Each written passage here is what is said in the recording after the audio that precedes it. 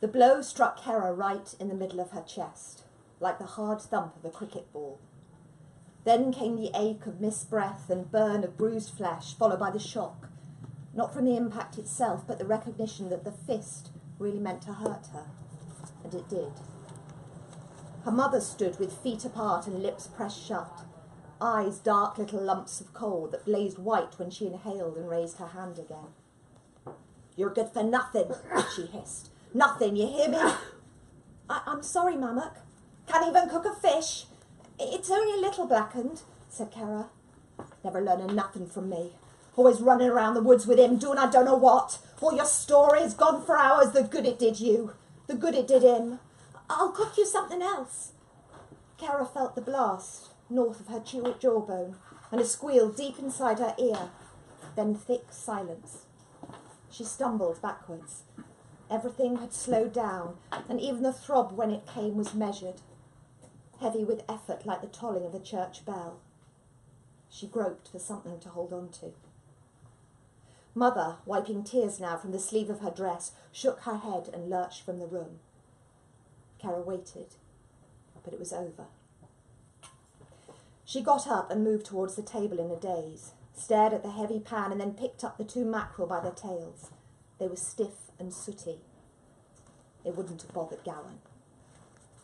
"Them fish will come in useful," he would have said if he were here.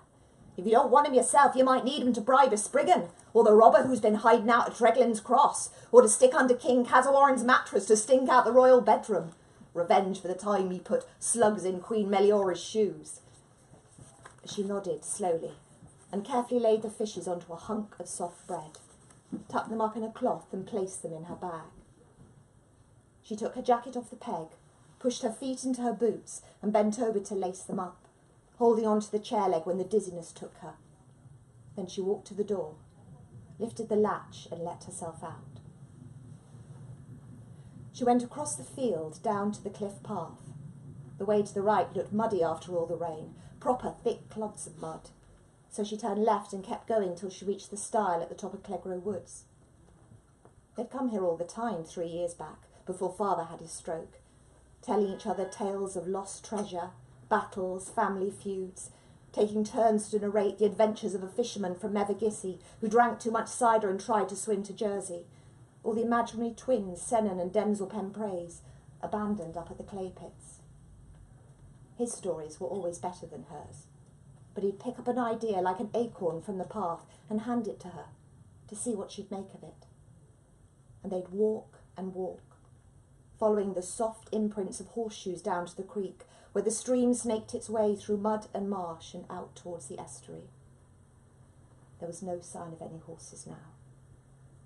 And in the middle of the track, saplings were growing up through the wild garlic, and dead branches, silver grey, were tangled up with ivy. She clambered over the roots and onto the trunk of an old oak tree that had fallen down across the water. To keep herself steady, she turned sideways on and saw the lone stone building by the bank. In their tails it had been a gingerbread cottage, a Dickensian slum, St. Michael's Mount and the tavern up on the moor. It was also a boathouse. As she edged her way further out, a crumbling slipway came into view, and beyond that the stream met the wide, flat river. She eased herself down onto her bottom, shut her eyes and tilted her sore ear towards the sun.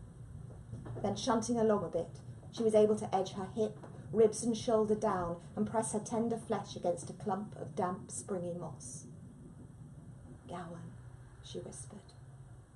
"Oh, Gowan."